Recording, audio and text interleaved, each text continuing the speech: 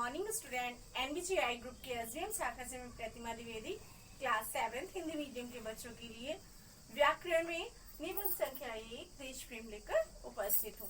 जब किसी भी निबंध को हम लिखते हैं तो पहले रूपरेखा निर्धारित कर लेते हैं कि उसके अंदर किन हेडिंग्स के अंतर्गत हमें डिटेल लिखनी है। तो इसमें हमने रूपरेखा निर्धारित की जिसमें 5 पॉइंट लिखे हैं।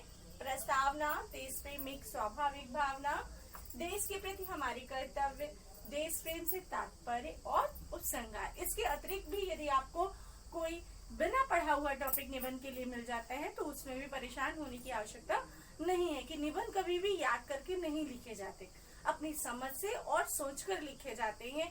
तो 2 पॉइंट तो अनिवार्य है, प्रस्तावना और उपसंहार तो हर एक निबंध में होगा।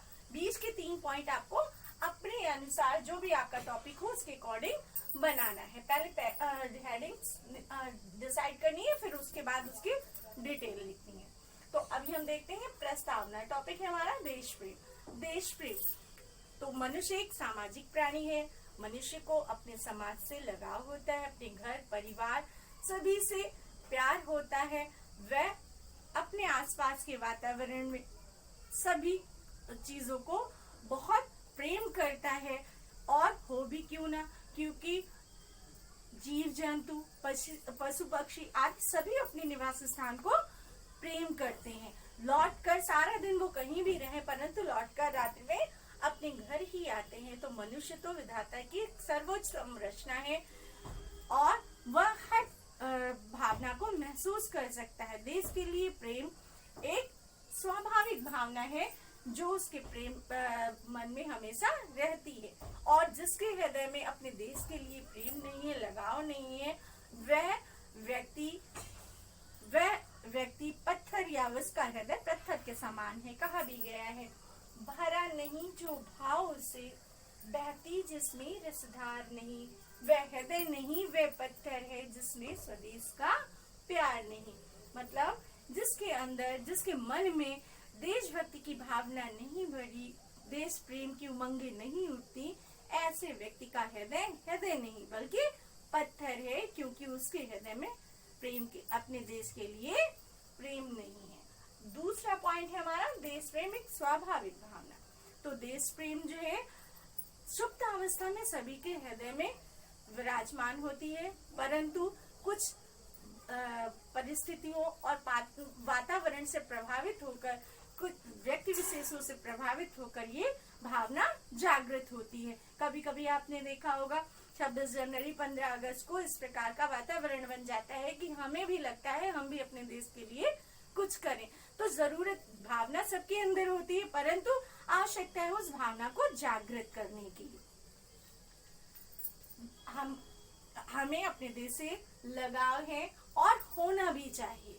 हमारे यहाँ माता और मातृभूमि या जन्मभूमि को बराबर का स्थान दिया गया। कहा भी गया है, जननी जन्मभूमिश्च स्वर्गादपि गरीयसी, अर्थात माता और मातृभूमि दोनों स्वर्ग से बढ़कर है। इसके बाद अगला पॉइंट है देश के प्रति हमारे कर्तव्य। तो देश के लिए हमारे कर्तव्य है कि हम देश के कण कण से प्रेम करें, देश के प्रत्येक व्यक्ति से प्यार करें और देश के हित में विचार करें। ऐसे कार्य करें जिससे हमारे देश का सम्मान हो, हमारा देश प्रगति की राह पर अग्रसर हो सके, और हमें किसी भी लोभ और लालच में नहीं पड़ना चाहिए।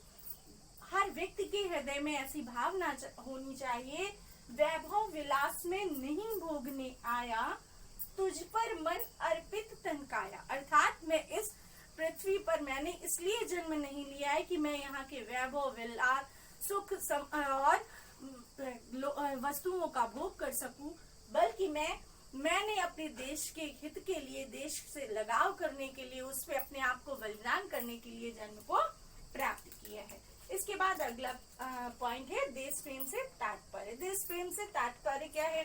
देश प्रेम से तात्पर्य यही नहीं कि हम अपने देश के लिए सिर्फ विचार करें, उसके लिए हम कुछ कर भी सके। एक एक कण से छोटे छोटे कार्यों को करके हम अपने देश के प्रति अपनी श्रद्धा और प्रेम को प्रदर्शित कर सकते हैं। उसके लिए अच्छे विचार, हम बड़े स्तर पर कुछ नहीं कर सकते, लेकिन छोटे छोटे छोटे कार्यों को अपने विद्यालय स्तर पर, अपने घर में छोटे छोटे कार्यों को कर कर भी हम अपने देश का नाम रोशन कर सकते हैं।